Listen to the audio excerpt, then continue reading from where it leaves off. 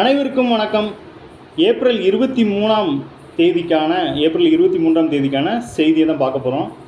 தலைப்பில் என்ன கொடுத்துருக்காங்கன்னா, தமிழ் வார விழா அப்படின்னு ஒன்று கொடுத்துருக்காங்க. பாரதிதாசன் பிறந்தநாள், பாவேந்தர் பாரதிதாசன் அவர்களோட பிறந்தநாளை முன்னிட்டு ஏப்ரல் 29 முதல் மே 5 வரை பார்த்திங்கன்னா தமிழ் வார விழான்னு ஒன்று கொண்டாடுறோம். ஸோ அதை நெற்றி தலைப்பில் கொடுத்துருக்காங்க. அடுத்ததாக பார்த்திங்கன்னா, ஜம்மு காஷ்மீர் தீவிரவாதிகள் நடந்த துப்பாக்கிச் சூட்டில் 28 பேர் உயிரிழப்பு. இதை அந்த ஏரியா பேர் என்ன சொல்லியிருக்காங்க அப்படின்னா, பரந்த புல்வெளிகள் இருப்பதால் இது மினி சுவிட்சர்லாந்து என அழைக்கப்படுகிறது. எங்கே அப்படின்னா பஹல்காம், ஜம்மு காஷ்மீரில் உள்ள பஹல்காம் பரந்த புல்வெளிகள் இருப்பதால் மினி சுவிட்சர்லாந்து. அப்போ சுவிட்சர்லாந்து எப்படி இருக்குன்னா பரந்த புல்வெளிகளால் அமையப்பட்டிருக்கும். ஸோ இதே மினி சுவிட்சர்லாந்து அப்படின்னு சொல்கிறாங்க. ஸோ அங்கே தீவிரவாத தாக்குதல் நடந்திருக்கு.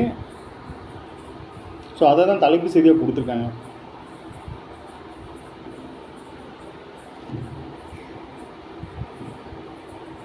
அடுத்ததாக நான் முதல்வன் திட்டத்தில் ஐஏஎஸ் ஐபிஎஸ் தேர்வுக்கான இறுதி முடிவுகள் வெளியீடு. தருமபுரி மாணவர் தமிழக கல்வி முதல்வரிடம் நான் முதல்வன் திட்டத்தில் பயிற்சி பெற்றவருக்கு முதல்வர் ஸ்டாலின் பாராட்டு அப்படிங்கிற செய்தி.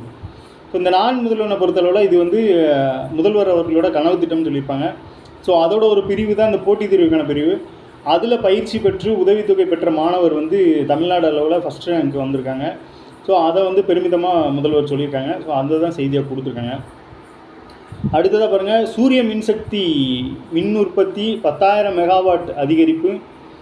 தமிழகத்தில் சூரிய மின் உற்பத்தி 10,000 மெகாவாட்டை தாண்டியுள்ளது. சூரிய மின் உற்பத்திக்கு சூரியனின் வெப்பத்தை விட ஒளியும் முக்கியம். இந்த பாயிண்ட்டை நோட் பண்ணிக்கோங்க. நம்ம என்ன நினச்சிட்ருக்கோம் அப்படின்னா, சூரியனோட வெப்பத்தினால தான் சூரிய மின் உற்பத்தி நடக்குது அப்படின்னு. ஆனால் அந்த வெப்பத்தை விட அதில் படுற அந்த ஒளியினால தான்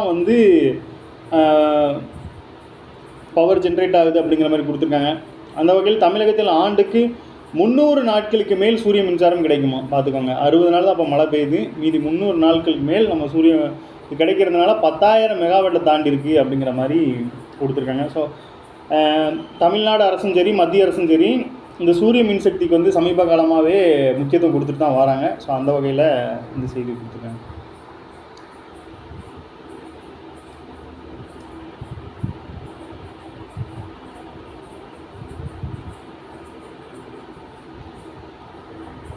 இந்த கனவு இல்லம் திட்டம் பயனாளிகளை சந்தித்த ஆட்சியர் அப்படின்னு கொடுத்துருக்காங்க. கனவு இல்லம் அப்படிங்கிறது மறைந்த முன்னாள் முதல்வர் கலைஞர் அவர்கள் பேரில் இந்த கனவு இல்லம் திட்டம் தமிழ்நாடு அரசு செயல்படுத்திட்டு வராங்க. 2030 குடிசை இல்லா தமிழ்நாடு என்ற இலக்கை அடையும் நோக்கோடு தமிழக அரசு கலைஞரின் கனவு இல்லம் திட்டத்தை செயல்படுத்தி வருகிறது. இதில் 2.5 லட்சத்துலேருந்து சிலருக்கு இந்த வெள்ளத்தால் பாதிக்கப்பட்டவங்க அவங்களுக்குலாம் பார்த்திங்கன்னா கூட 1 லட்ச ரூபா வரைக்கும் கொடுக்குறாங்க. ஸோ 2.5 3 லட்சம் அந்த மாதிரி சம்திங் கொடுக்குறாங்க. ஸோ இதில் என்ன சொல்லியிருக்காங்க அப்படின்னா, அந்த ஆண்டை பார்த்துக்கோங்க. இந்த கலைஞரோட கனவு இல்லம் திட்டம் 2030 இலக்காக கொண்டு குடிசையில்லா தமிழ்நாடு அப்படிங்கிற இலக்கை கொண்டு செயல்பட்டுட்டு வராங்க. இந்த கனவு இல்லம் திட்ட பயனாளிகளை சந்தித்த ஆட்சியர் அப்படிங்கிற மாதிரி கொடுத்துருக்காங்க. ஸோ சமீபமாக பார்த்தோன்னா இந்த திட்டத்துக்கு தமிழ்நாடு அரசு முக்கியத்துவம் கொடுக்குறாங்க. சென்ட்ரலில் பார்த்தோன்னா ஆவாஸ் யோஜனா அப்படின்னு ஒன்று, பிரதமர் ஆவாஸ் யோஜனான்னு ஒன்று இருக்குது. ஸோ தமிழ்நாட்டு ரீதியாக பார்க்கும்போது இந்த கலைஞர் கனவு இல்ல திட்டம் அப்படிங்கிற ஒன்று இருக்குது. இப்போ உங்களுக்கு ஒரு கேள்வி, இந்த கலைஞர் கனவு இல்ல திட்டம் எப்போ தொடங்கப்பட்டது அப்படிங்கிறத தெரிஞ்சால் கமெண்ட்டில் போடுங்க, எல்லோரும் தெரிஞ்சுக்கிட்டோம்.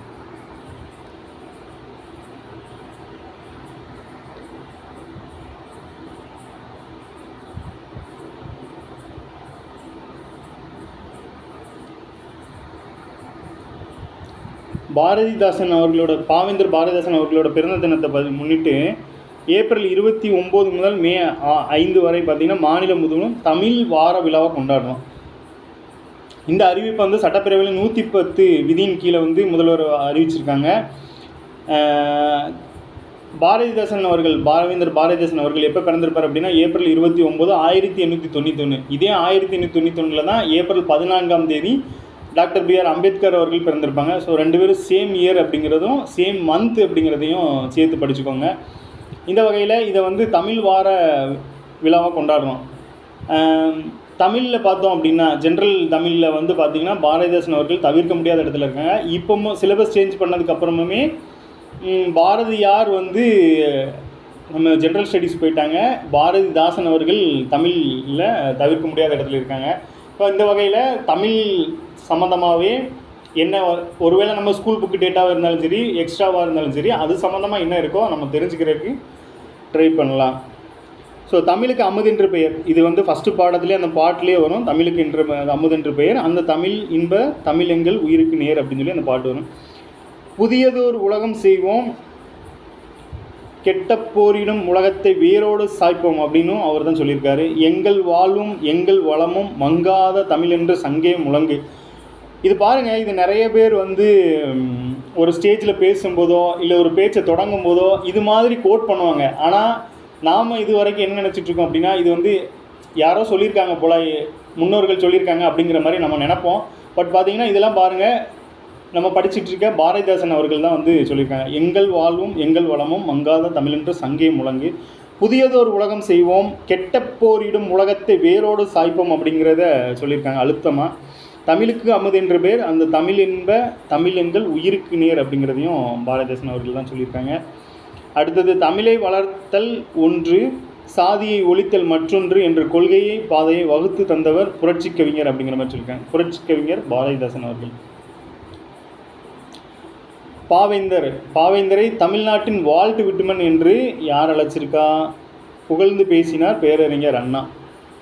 தமிழ்நாட்டின் வால்ட் விட்மன் யார் அப்படின்னு சொல்லி பாவேந்தரை வந்து அறிஞர் அண்ணா அவர்கள் வந்து புகழ்ந்து பேசியிருக்காங்க. ஸோ அந்த செய்தி கொடுத்துங்க.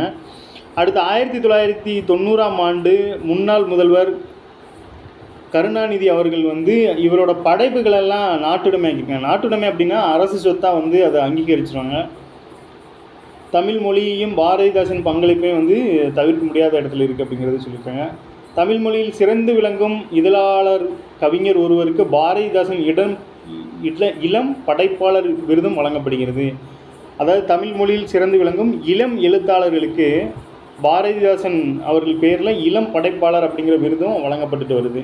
ஸோ இதெல்லாம் இந்த செய்தியில் பார்த்திங்கன்னா முக்கியமாக இருந்த விஷயங்கள். இந்த கோட்ஸ்லாம் பார்த்துக்கோங்க. அந்த ஆடில் வரும், அதாவது அரசோட ஆடிலலாம் பார்த்திங்கன்னா சில மேற்கோள்கள்லாம் வரும். ஸோ அதுவே கேள்வியாக வந்தாலும் எந்த ஆட்சேபனும் இல்லை. ஏன்னா தமிழ் சார்ந்து தான் இவங்க எல்லாமே இது பண்ணியிருக்காங்க. அந்த வகையில் பார்த்து நோட் பண்ணிக்கோங்க. அடுத்தது இடஒதுக்கீடு பற்றி கொடுத்துருக்காங்க. யாருக்கான இடஒதுக்கீடு அப்படின்னு பார்த்தீங்கன்னா விளையாட்டு வீரர்களுக்கான இடஒதுக்கீடு 3% ஒதுக்கீட்டின் கீழ் இந்த ஆண்டும் விளையாட்டு வீரர்கள் 100 பேருக்கு பணி நியமன ஆணை வழங்கப்படும் துணை முதல்வர் அறிவிச்சிருங்க. ஏன்னா துணை முதல்வர் தான் விளையாட்டுத்துறை அமைச்சராகவும் இருக்கிறதுனால 3% இடஒதுக்கீடு வந்து விளையாட்டு வீரர்களுக்கு கொடுத்துட்டு வராங்க. அப்போ நம்மளுக்கு இடஒதுக்கீடு சார்ந்து கேள்வி கேட்கும்போது விளையாட்டு வீரர்களுக்கு எத்தனை சதவீத இடஒதுக்கீடு தமிழக அரசு வழங்கிட்டு வருது அப்படின்னு கேட்பாங்க. ஸோ 3% அப்படிங்கிறத தெரிஞ்சுக்கோங்க. நன்றி. மீண்டும் நாளை சந்திப்போம்.